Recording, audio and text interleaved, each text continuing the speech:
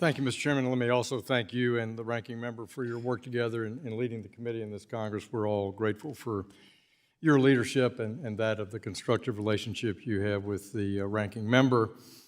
Chairman Gruenberg, you told the chairman that you'd announced your intention to resign some 6 months ago, principally because of a failed culture at the FDIC of sexual harassment, misconduct, and retaliation at the agency. So why are you waiting another 2 months to step down? You have a fiduciary responsibility to good governance at the FDIC that, in my judgment, supersedes your political responsibility. And here, with a clear win by President Trump and the executive branch changing hands in January, it makes even more sense that you resign before that time. Why are you waiting?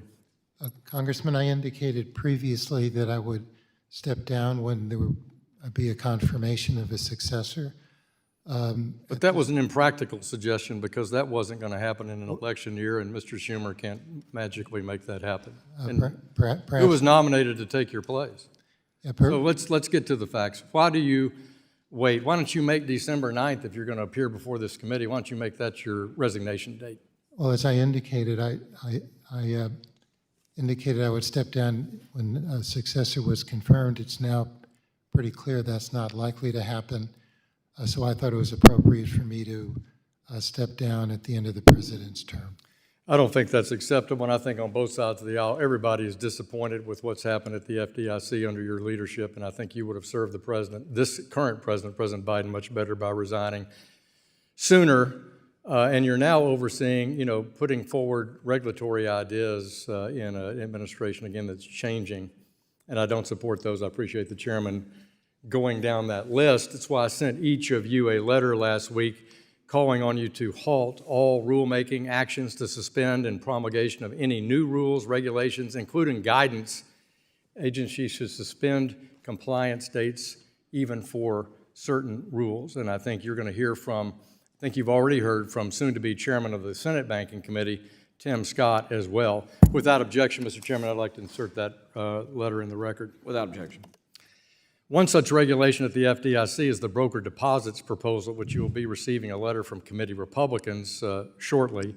In our view, it's inappropriate for a resigning chairman like you to attempt to force through a controversial rulemaking before you leave, especially one that doesn't have the support of the full FDIC Board of Directors. As a matter of fact, the Biden-Harris administration should abandon plans to proceed not only on this broker deposit rule that you're considering, but all the current pending rulemakings, including Vice Chair Barr, the Basel III endgame, the proposed amendments to changing bank control regulations, the CFPB larger participants rulemaking, the PCA-BOB's no-clear proposal, and the SEC's Reg ATS. The people of the country have elected President Trump. They want change. We're going to have change in the independent agencies and the executive branch, and so we don't want to spend the last few weeks of the Biden administration fighting over bad policy ideas. Under the Obama and Biden administration, we instead saw the government was weaponized, and this committee on both sides of the aisle have talked about Operation Choke Point. We talked about people's individual rights on firearms and firearm-related businesses in your previous tour with the Obama administration, and in this administration, we've had conversation after conversation about digital assets being debanked by the Biden-Harris administration. So much so that even Ranking Member Waters said the following: on Operation Choke Point, I don't believe an American citizen should have their bank accounts closed down and nobody tells them why, or you have nowhere to appeal. So I know we can work with Republicans on something like that, and I agree, no one thinks this is fair. And I hope, Madam Ranking Member, we can work on that. Mr. Gruenberg, do you agree with what Ranking Member Waters' statement?